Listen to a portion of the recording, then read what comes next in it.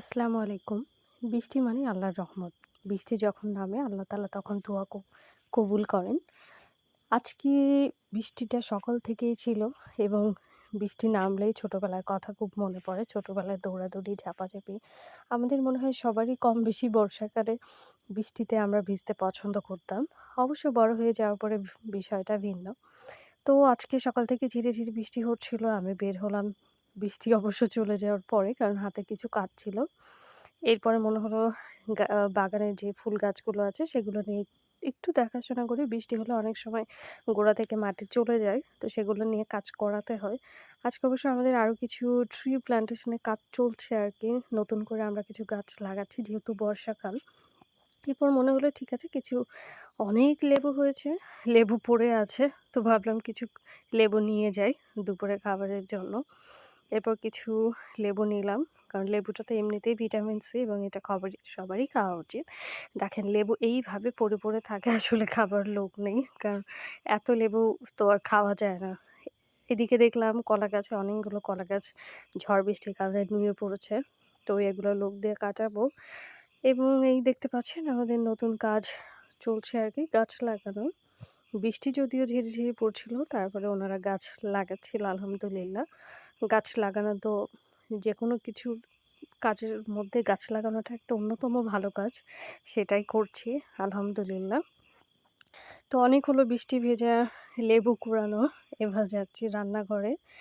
রান্নার এখনো বাকি, তাই ভাবছিলাম কিছু রান্না করি যেহেতু বৃষ্টি।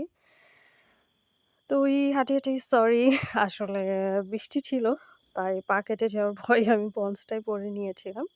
এই যাচ্ছি, অনেকগুলো গাছ, এর মধ্যে টগর গাছটা আমার অনেক ভালো লাগে, টগর ফুলটা। এটাও নিয়ে এসেছি এবং আরো কিছু গাছ আছে, মেহগনি, অর্জুন।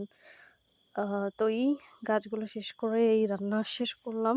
অলমোস্ট রান্নার ভিডিওটা আজকে আর দেইনি, অন্য কোনো দিন শেয়ার করবো ইনশাআল্লাহ।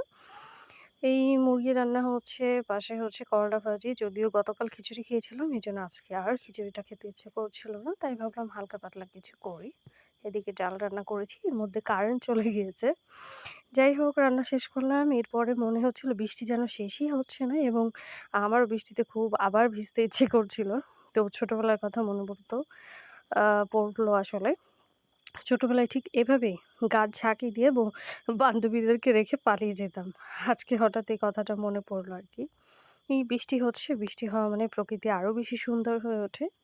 আমাদের কাঁঠাল বাগান, মানে কাঁঠাল এখনো হয়নি, কিন্তু এত বেশি কাঁঠাল আ গাছ হয়েছে আরকি।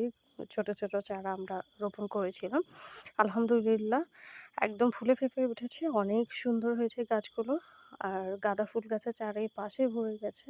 তো ভাবলাম ঠিক আছে, একটু রুমটা গোছাবো, তাই রুমের দিকে আবার রওনা হলাম। বৃষ্টি হয়েছে যথেষ্ট পিচ্ছিল, তাই এই হাঁটি পা করে রুমের দিকে গেলাম।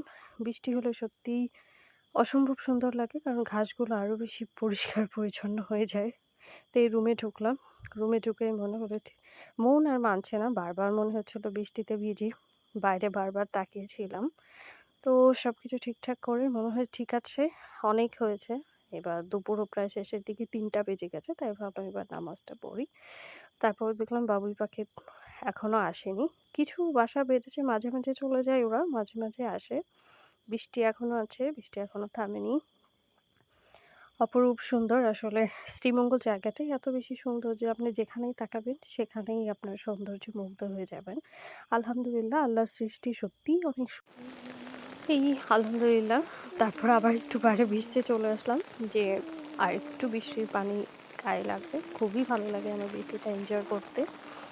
যাই হোক, সবাই ভালো থাকবেন, সুস্থ থাকবেন এবং দোয়া করবেন আল্লাহ সবাইকে সহি সালামতে ভালো থাকবেন। আবারও সবাই ভালো থাকবেন। আসসালামু আলাইকুম।